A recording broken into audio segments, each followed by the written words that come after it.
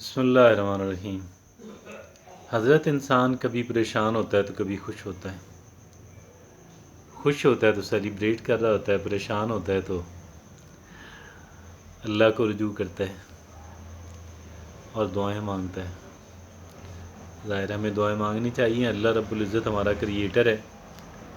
ہم خالق و مالک کی کریشن ہیں، دعائیں اللہ رب العزت سے مانگنی چاہیے۔ اور دعاؤں کی جو قبولیت ہے اس کے بارے میں کچھ باتوں کا ہمیں علم ہونا جو ہے وہ بڑا مفید، معاون، مددگار ثابت ہوتا ہے۔ پہلی بات تو یہ ہے کہ اللہ رب العزت فرماتا ہے آپ مجھے یاد کریں میں آپ کو یاد کروں گا۔ گویا کہ ہر ایک انسان جو ہے وہ ہر وقت اللہ رب العزت کو یاد رکھے اور خالق و مالک کا شکر ادا کرتا رہے۔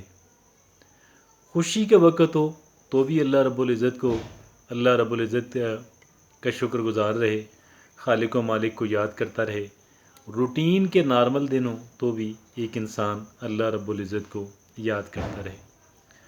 جو لوگ روٹین کے دنوں میں بغیر پریشانی کے اللہ کو یاد کرتے ہیں، جو لوگ خوشی کے دنوں میں اللہ کو یاد کرتے ہیں، یقیناً یہ وہ لوگ ہیں کہ جب یہ لوگ اللہ کو پکارتے ہیں مشکل وقت کے اندر تو اللہ رب العزت کے ہاں ان کی بات جو ہے وہ زیادہ مقبول ٹھہرتی ہے۔ جو لوگ اللہ کی مخلوق کے ساتھ اچھے ہیں، جو لوگ اللہ کی مخلوق کے ساتھ اچھے ہیں، جو دیگر انسانوں کے ساتھ، ضرورت مندوں کے ساتھ اچھے ہیں، تھوڑا کائنڈ ہارٹیڈنس جو ہے شو کرتے ہیں، اللہ رب العزت ایسی جنروسٹی کو اپنے اوپر قرض سمجھتا ہے کہ جس کو اللہ رب العزت نے لوٹانا ہے۔ اگر اس کے پیچھے نیت خالق و مالک کی رضا ہو تو پھر کیا ہے، اللہ رب العزت اس کو اپنے لیے ایک قرض سمجھتا ہے اور پھر خالق و مالک جس طریقے سے لوٹاتا ہے، چاہے تو 10 گنا دے، چاہے تو 100 گنا دے اور چاہے تو 1000 گنا دے دے۔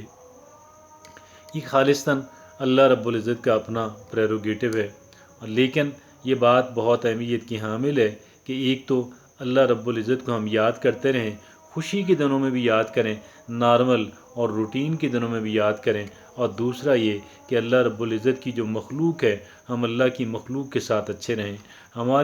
ہمارا رزق حلال کا ہو، ہمارا رزق حلال کا ہو، یعنی ایک تو وہ جن کاموں سے شریعت منع کرتی ہے اس کام کو ہم بالکل بھی اپنے رزق کے لیے اڈاپٹ نہ کریں، اور دوسرا یہ کہ جن کاموں کو شریعت اجازت دیتی ہے ان کاموں کو شرعی انداز کے اندر، یعنی آنیسٹی کے ساتھ دیانتداری کے ساتھ کریں، اور پھر یہ ہے اس جائز اور نیک اور طیب کمائی سے جو اللہ کی راہ میں جو حصہ بنتا ہے جسے زکوٰۃ کہا جاتا ہے، جو کہ کم سے کم 2.5% ہے، وہ لازم ادا کریں۔ اس سے زیادہ کر سکیں تو اللہ کے ہاں اور بھی بہت بڑی بات ہے، بہت اہم بات ہے، لیکن کم سے کم یہ 2.5% جو ہے یہ ایک انسان لازم ادا کرتا رہے۔ اور بھی یقیناً کچھ ایسی باتیں ہیں، اللہ رب العزت ہمیں فرماتا ہے کہ مشکل وقت میں صبر سے مدد لو اور نماز سے مدد لو۔ یقیناً صبر سے مدد لینا، نماز سے مدد لینا ہمارے لیے بہت مفید اور مددگار اس وجہ سے بھی ہے، اللہ رب العزت خود فرماتا ہے صبر سے کام لو اور اللہ اور نماز سے اور صبر سے اور نماز سے جو ہے وہ اللہ رب العزت کی مدد طلب کرو۔ اور پھر آخر میں بات یہ ہے، دیکھیے گا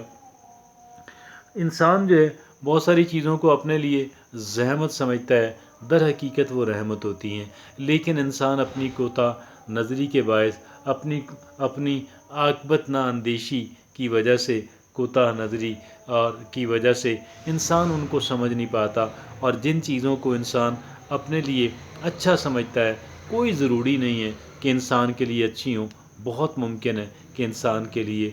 غلط ہوں اور نقصان دہ ثابت ہوں۔ لہٰذا کبھی بھی اللہ رب العزت سے اس بات کا کسی بات پہ اصرار نہ کیا جائے، اور خالق و مالک سے انسان یہی عرض کرتا رہے رب العزت میں جانتا نہیں ہوں میرے لیے کیا اچھا ہے، رب العزت میں جانتا نہیں ہوں میرے لیے کیا برا ہے، خالق و مالک مجھے اس سے بچا کہ جو میرے لیے اچھا نہیں ہے، رب العزت مجھے عطا فرما کہ جو میرے لیے اچھا ہے۔ یہ انسان دعا کرتا رہے، اور انشاءاللہ خالق و مالک جو ہے وہ یقیناً ہماری دعائیں کو قبول فرمائے گا۔ اور بات پھر دعا کے سلسلے میں ایک اور بات بھی ہے، وہ یہ بات ہے کہ دیکھیے گا اگر دعائیں قبول نہیں ہو رہی ہیں تو اس کے پیچھے بھی اللہ رب العزت کی ایک بہت ممکن ہے کوئی مصلحت ہوگی، کوئی بات ہوگی۔ اور پھر وہ جو میں نے آپ سے عرض کیا کہ